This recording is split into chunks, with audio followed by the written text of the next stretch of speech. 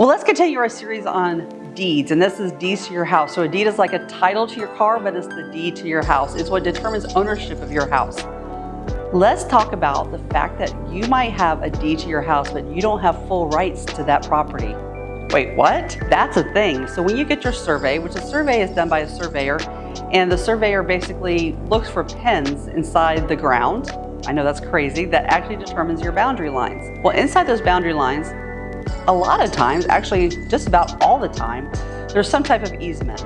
So whether that's a utility easement that Florida Power and Light or the gas company or the water company can bury lines, or more commonly is a shared driveway. So when you have a flag lot, that's a whole nother ballgame. Not always do you own the property that flags to your property. I know that sounds a little confusing, but let's go there. So I had a property on Highway 46 right here in town that basically the driveway was a shared driveway because there was 5 houses, 5 on this one driveway.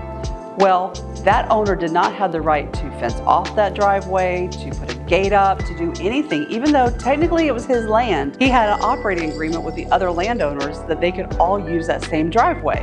So therefore, he didn't have full rights to his property. He couldn't use that property in the way that he wanted to. Couldn't fence it, couldn't block it, or anything. Now the interesting thing about that particular one is that there was a huge oak tree right in the middle of the driveway. So the cars would actually go around the oak tree, so they didn't have to cut it down. Well, now that driveway actually became a problem because it encroached on his property. It was a whole thing. We had to fight it out with title to make sure that we had a clean driveway without cutting down the tree. It was a mess. So just know, just because you have a survey and just because you own the land doesn't mean you have rights to every little piece part of that land. For instance, going back to the utility easement, you can't even put a shed inside that utility easement because it's against the survey. So just remember, just because you have full rights to the property doesn't mean you have full rights.